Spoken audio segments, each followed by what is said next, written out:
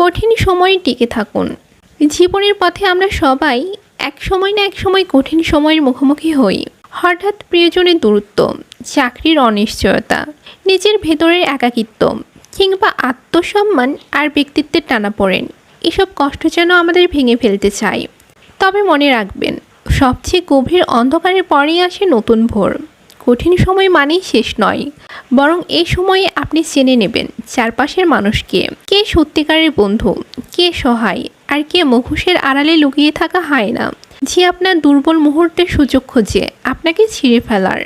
এই চেনা জানা প্রক্রিয়াটাই কঠিন সময়ের সবচেয়ে বড় উপহার। হ্যাঁ, আপনার কান্না, হতাশা, ভেঙে পড়া সবই স্বাভাবিক।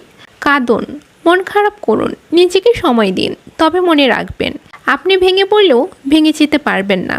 নিজেকে এক রাখুন, নিজেকে জোড়া দিন। ভাবুন, এত কিছুর মধ্যেও আপনি এখনও বেঁচে আছেন, লড়ছেন, হাঁটছেন। এটাই প্রমাণ করে আপনি কতটা সাহসী।